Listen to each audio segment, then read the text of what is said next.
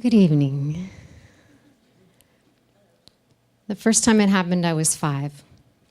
I was walking down the 3rd floor hallway of the apartment building in our neighborhood, and I could hear someone behind me.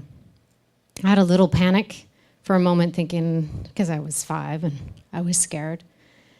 So I started to walk a little faster, and their pace matched mine. They started to quicken their pace. So sheer panic filled my entire body, and I started running for my life, and they were running after me. I ran down the hallway and then down the stairs, and then I took the 2nd floor and tried to get the distance as much as I could to get away from them. And all I could think about was I was running for my life. As I got down to the ground floor, I could see the exit door, and I ran as fast as I could, and I gathered all my strength and courage and thought, if I could just get to the end of the hall, if I could just get through that door, I would be safe. And I ran faster than I've ever run before. I got to the exit and I pushed it open thinking I was going to be free, and bam, there they were. I woke up in a big sweat, and I'm terrified looking around, realizing I was in my room. Same dream, always ended the same way, and I never saw who I was running from. Fast forward to 2005, I'm lying on the floor of a yoga therapy session, and the psychotherapist is beside me, encouraging me to explore my body and go into my body and feel the emotions that were there present. And I felt this terror rise up in me again. And I felt like I wanted to run for my life. So the therapist was like, imagine yourself running. And just as I gathered all my strength and courage and was about to run, just like I ran every other time in that dream, a force inside me said, no, not this time. I'm done running. So she said, what do you want to do? I want to turn around and face it. I want to see what I'm running from. I'd never done that. So I took a deep breath. I gathered my courage, and I was about to face my biggest fear. And I turned around, and I started laughing. And she's like, why are you laughing? I'm like, there's nothing there. I'm running from nothing. I'm like, oh my God, I've been running from nothing. And then it hit me, and I got really sad. And I realized I was running from me. I was running from my gift. I was running from this force that was within me that was trying to come out, a force that was in me that was meant to be birthed through me. I was hiding this whole time. I was terrified to let it out. So it took me a while to embrace that, because as an intuitive healer, as a child, I thought I was cursed. I would sit in a room and watch everybody. My nickname was Squeak. I was painfully shy, and I wouldn't say a word.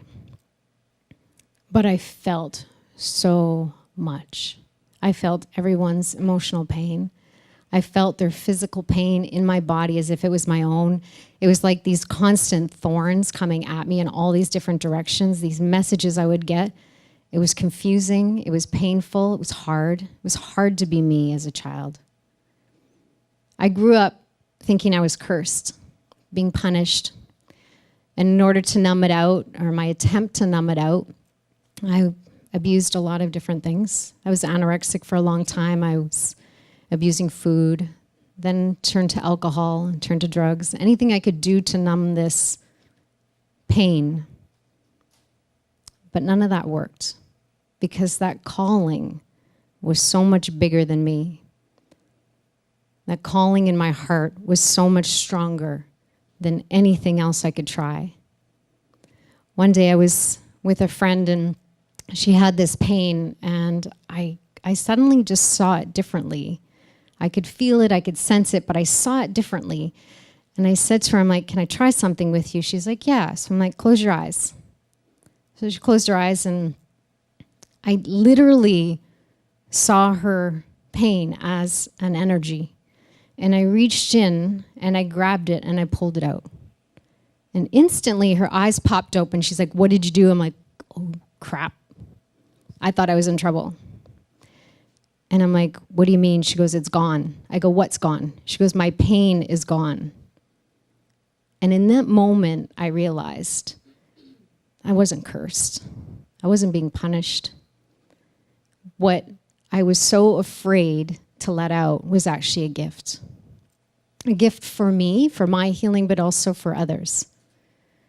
I suddenly saw that this calling that was so strong within me, this force that was trying its best to come out, just needed me to say yes. It just needed me to say yes to it. And ever since that moment when I said yes, the gift that's now coming through me has changed thousands of people's lives, including mine. We all have the potential to heal. We all have the potential to stand up, stand out, stand strong, to own and embrace our own gifts. And when I did that, everything changed.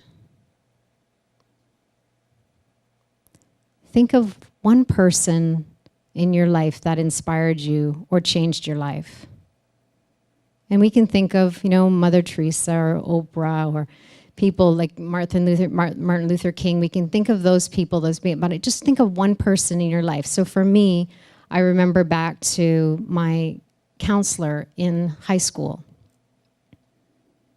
Her faith in me was such a gift. Her belief in me changed my life. What if she had said no to the gift she had as a counselor? What if she didn't embody her heart yes and follow that yes? My life would be different. I wouldn't have taken the courses I took. My life would have completely changed.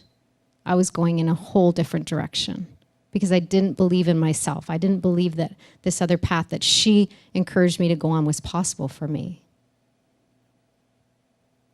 Never underestimate the power of yes. When you say yes to something, everything changes. When I said yes to my heart, my calling, to my gift, and sharing and extending this gift and then empowering others to do the same, everything changed for me.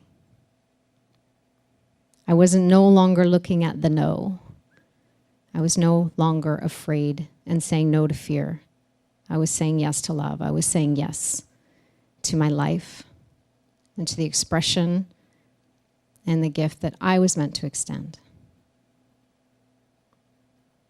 So tonight, I invite you all to explore what yes would look like, feel like, and the impact that it has potentially on your life and the life of everyone else.